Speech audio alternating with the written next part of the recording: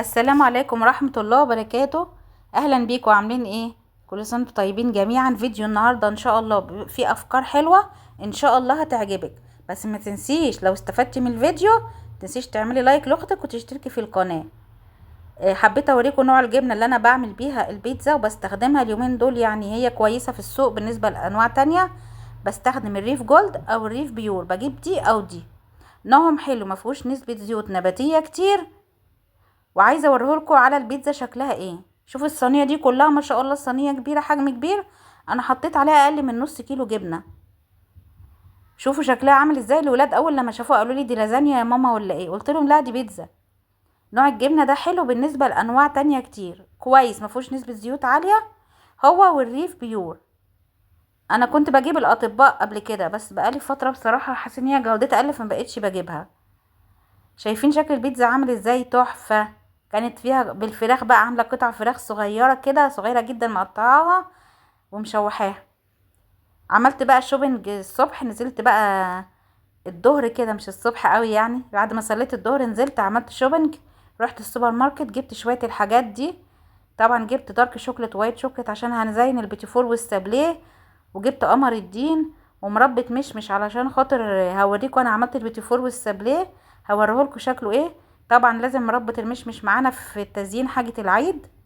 والبلح ده عايزه اقول لكم زي السكر، بعمل بيه الخشاف بيبقى قمر قمر، مسكر كده لوحده من غير اي حاجه.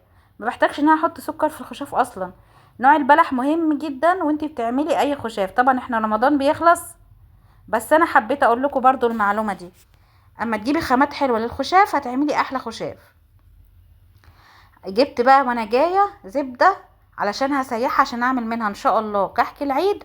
والبسكوت انا بعمل بسكوت البرتقال بالسمنه، يعني بسيح الزبده دي الاول واحولها لسمنه وبعدين احطها في التلاجة تسقع واعمل منها البسكوت.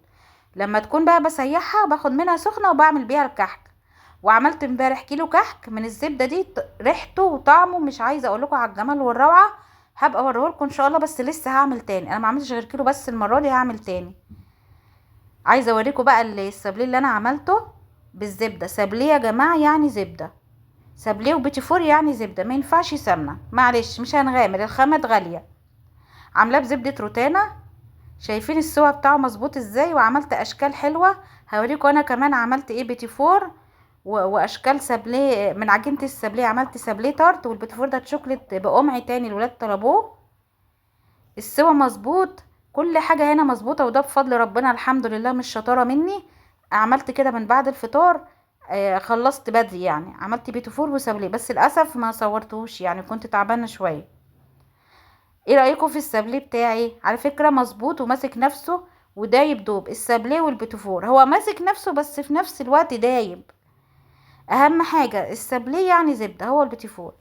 اما تيجي بقى تزيني السابليه او البيتي فور، هاتي صينيه فريش عليها ورقه زبده او ورقه فويل، واديها دهنه خفيفه جدا، فرشه كده بالزيت، دهنه خفيفه خالص. اما تيجي تطلعي الحاجه هتلاقيها تطلع معاكي بسهوله، وشكلها زي ما هو محتفظه بشكلها وبرسمتها، حاجه كده تحفه. على فكره الولاد زينوه معايا، ابني الصغير مزين معايا، الاولاد زينوه معايا وكانوا فرحانين جدا.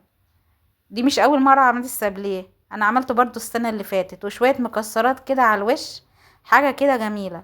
بس انا في اليوم ده كنت تعبانه شويه فما قدرتش اصور لكم، ارجو ان انتوا تعذروني يعني. لو حابه تسالي اي سؤال في اي حاجه اكتبي لي تحت كومنت وانا هرد عليكي ان شاء الله. بس ما تنسيش بقى لو عجبك الفيديو تحطي لايك وتشتركي في القناه عشان تشجعيني انزلك فيديوهات كتير. ما تنسوش دايما تدعوا لاخواتنا واهلنا في فلسطين، اللهم انصرهم يا رب.